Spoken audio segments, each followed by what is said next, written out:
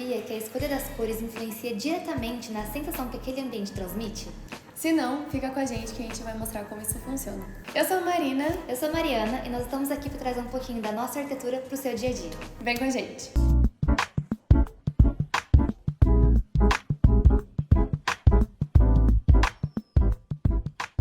Toda escolha em um ambiente tem um objetivo e com a cor não é diferente.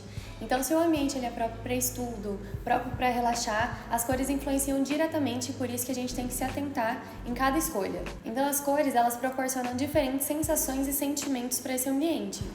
Além de tranquilidade, de bem-estar, de relaxamento, as cores elas provocam uma sensação, às vezes, de um ambiente maior, de um ambiente menor, de onde essa cor é aplicada, a cor que vai ser utilizada. Então, ela traz essas sensações de amplitude ou diminuir o ambiente também. E com isso a gente consegue destacar certos pontos positivos desse ambiente ou até mesmo disfarçar o que a gente não gosta. Se você é ligado nesse assunto, você com certeza já ouviu falar sobre o círculo cromático. E se não, a gente vai mostrar para vocês como que ele funciona, o que ele realmente é. Assim como a harmonia das texturas, das formas, a harmonia das cores também é muito importante no ambiente. E para ele ser visualmente agradável, a gente precisa dessas combinações. O círculo cromático ele é um facilitador na hora dessas escolhas de cores. E nele a gente tem as opções de diversas cores com diferentes saturações e luminosidade. Ele é formado por 12 cores, sendo elas primárias, secundárias e terciárias. E quando a gente adiciona o preto, ela fica mais escura e adicionando o branco fica mais clara. A primeira coisa que a gente precisa se atentar é que todo material possui uma cor. Ah, mas a madeira, que cor que é a madeira?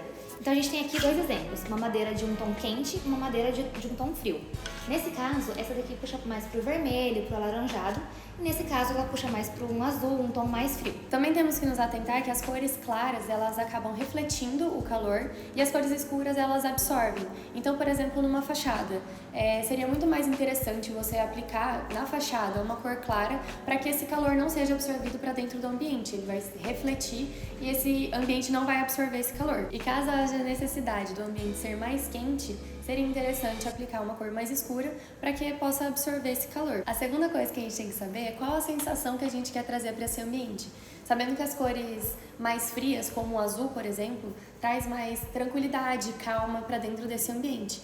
Enquanto as cores mais quentes, que se aproximam do laranja, do vermelho, elas trazem a sensação de euforia e alerta. Muita gente chega para nós aqui no escritório e fala, mas eu queria utilizar cor no ambiente, eu não sei qual cor utilizar, eu que tenho medo de colocar cor e enjoar muito rápido. Então o que a gente sempre indica é utilizar as cores que são presentes na natureza, que são cores que são mais agradáveis visualmente. Então o azul, o verde, que está presente no nosso dia a dia, são cores que facilitam esse uso dentro dos ambientes. Então, a partir dessas informações, nós conseguimos começar as combinações de cores através do círculo cromático. Então, a primeira delas é a harmonia monocromática, que é a combinação da mesma cor utilizando brilho e saturação diferentes.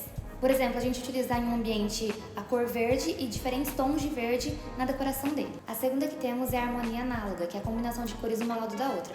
Por exemplo, o azul, azul esverdeado e o verde. Também temos a análoga intercalada, que é a combinação de cores lado a lado intercaladas. Temos também a harmonia complementar, que são cores de lados opostos do círculo. Então, por exemplo, o verde e o vermelho arroxeado. E também temos a harmonia tríade, que são cores opostas, formando um triângulo no círculo cromático. Por exemplo, seria o amarelo, o azul esverdeado e o vermelho arroxeado. Nós falamos no início que também as cores, além de transmitir essas emoções nos ambientes, elas proporcionam a sensação de um ambiente maior ou de um ambiente menor.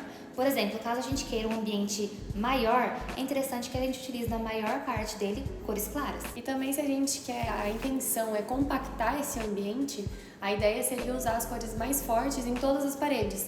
Então, tanto no teto quanto nas paredes laterais, e isso dá a sensação de um ambiente mais compacto.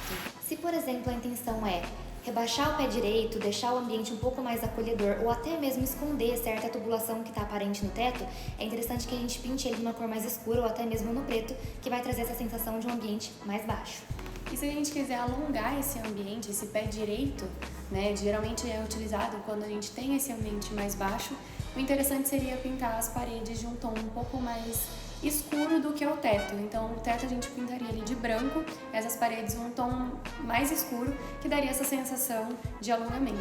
Não necessariamente uma cor escura, mas um tom um pouco mais escuro do que o teto, no caso um cinza, um bege, alguma coisa assim.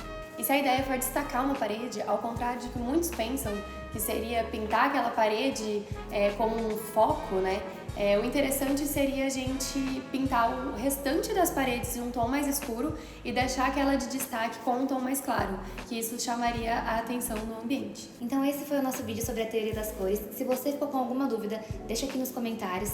E se gostou do vídeo, deixa o seu like, se inscreve aqui no nosso canal e até semana que vem.